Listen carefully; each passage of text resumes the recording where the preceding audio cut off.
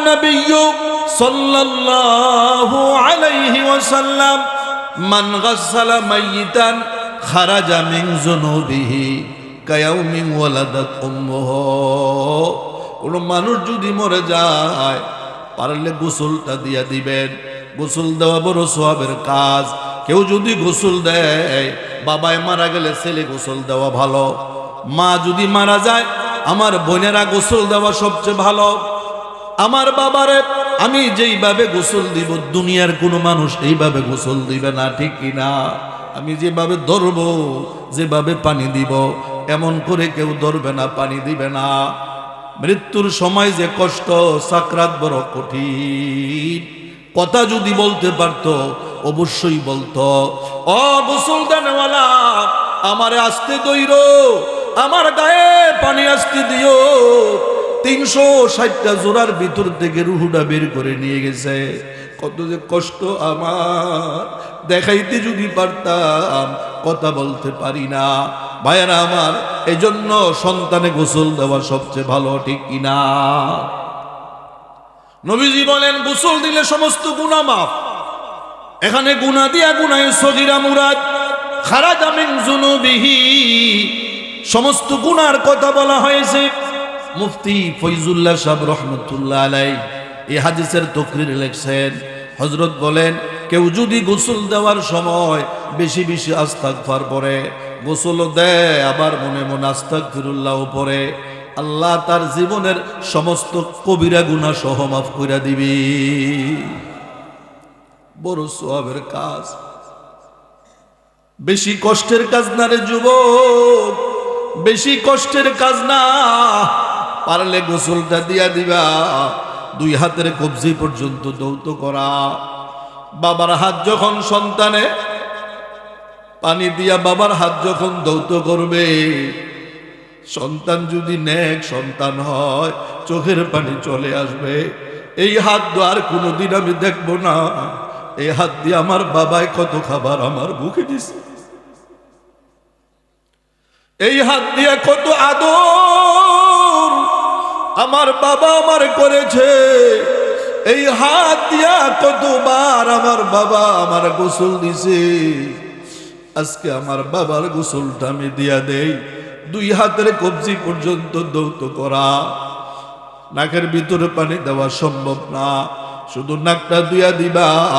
কুলি করানো সম্ভব না, শুধু ঠোঁটগুলা দুইয়া দিবা। সন্তান যখন বাবার ঠোঁটের মধ্যে পানি দিবে, চেহারার মধ্যে যখন পানি দিয়া হাত দিয়ে বাবার চেহারাটা ধুইবে, চোখের পানি চলে আসবে। হায় রে, এই চেহারা আর কোনোদিন আমি দেখবো না। আমার বাবা আজকে আমার চোখের সামনে থেকে বিদায় নিয়ে যাইতেছে। নেক সন্তান যদি হয় চোখের পানি চলে আসবে। বাবার চেহারাটা সুন্দর করে দৌত করো, 2 হাতের কনি পর্যন্ত দৌত করো, এরপরে মাথাটা মাসে করে দাও, এরপরে 2টা পা সুন্দর করে দৌত করে দাও। ডান দিক দিয়ে পানি দাও, বাম দিক দিয়ে পানি দাও। জীবনের শেষ গোসল কোন দিন জানি পরিবেশ আমার জন্য আপনার জন্য হয়ে যায়। পানি দিয়া সাবান লাগায়া পা থেকে মাথা পর্যন্ত, মাথা থেকে পা পর্যন্ত একটা গামছার মধ্যে সাবান লাগায়া ময়লাগুলি পরিষ্কার করে দেন। এরপরে বাম হাতটা মাথার নিচে দিয়া পেটের মধ্যে হালকা 3টা চাপ দেন। এরপরে আবার ডাইন দিক দিয়ে পানি, বাম দিক দিয়ে পানি দিয়া শুকনা কাপড় দিয়া পানিগুলি শুকাইয়া দেন। গোসল হইয়া গেল।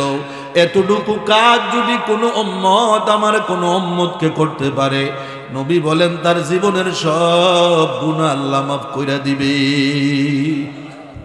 বেশি কষ্টের কাজ, কথা কয় না, কাজটা বেশি কষ্টের, সওয়াব অনেক বেশি। আপনারা গরম গরম কথা শুনছেন, আমি গরম কথা বলতে পারি না, কিছু নরম নরম কথা বইলা যাই আমলের জন্য। আল্লাহ যেন আমারে আমল করার তৌফিক দান করে, আমিন বলেন। আমার ভাইরা কবর বানায়া রাখলো, গোসল দিয়া দিল, আরেকটা কাজ বাকি। قال النبي صلى الله عليه وسلم من كفن ميتا কাসাহুল্লাহু মিন হুলালিল জান্নাহ। পয়গম্বর বলেন, কেউ যদি কোনো মাইয়িতকে কাফনের কাপড় দিয়া দেয়, আল্লাহ তাকে জান্নাতের রেশমি পোশাক পরাইয়া দিবে। ধনাঢ্য ভাইয়েরা, যাদেরকে আল্লাহ ধনী বানাইছে, আপনাদেরকে বলে যায়, গ্রামে কত গরিব দুঃখী আছে, মারা যায়, যায়নি? কথা কয় না? গ্রামে কত গরিব দুঃখী আছে, গোপনে গোপনে পারলে কাপড় দিয়া দিবেন, কাউকে বলার দরকার নাই। গোপনে গোপনে পারলে কাপড় দিয়া দিবেন, এই নিয়তে দিবেন, কারু বলার দরকার নাই। কে জানে আমি যে দিলাম, কেউ কাউকে বলার দরকার নাই। আমার আল্লাহ তো দেখে, আল্লাহ তো জানে। পয়গম্বর বলেন, হাসরের ময়দানে কোটি কোটি মানুষের সামনে আল্লাহ তোমাকে জান্নাতের রেশমি পোশাক পরাইয়া দিবে। কাফন পরাইল, গোসল হয়ে গেল, কবর বানায়া অপেক্ষা করতেছে। এবার জানাজার জন্য সবাই প্রস্তুতি নিব। আমার জীবনের সব শেষ হয়ে গেল, এখন তো জানাজা পইরা সবাই কাঁধে নিয়া কবরস্থানের দিকে রওনা দিবে। জোরে কোন ঠিক কিনা? নাই বাড়ি নাই ঘর, সব আমার পর হয়ে গেল।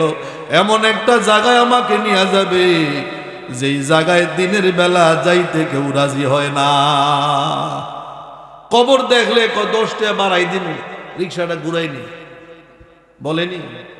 ভয় পা, অনেকে কবর দেখলে ভয় পা, একটু ঘুরাইয়া নিয়ে যা, আমার ভয় লাগে। কিন্তু এখানে রাতের বেলায়ও থাকতে হবে একা, ঠিক কিনা? ভয় নাই, ভয় নাই।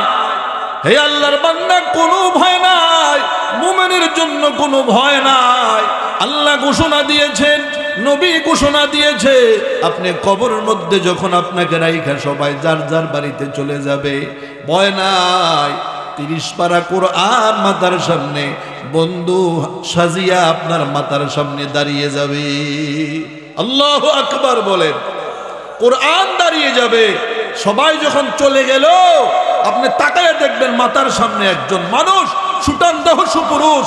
কি তোমার নাম? তোমারও তো চিনি না। আমার কবরে ছেলেও আসলো না, মেয়েও আসলো না, আত্মীয় স্বজন কেউ নাই। এত আপন যারা আমার ছিল, কত জীবনে কষ্ট করলাম তাদের জন্য, কেউ তো আসলো না। তুমি কে? আমার চিনেন না? আমি 30 পারা কোরআন।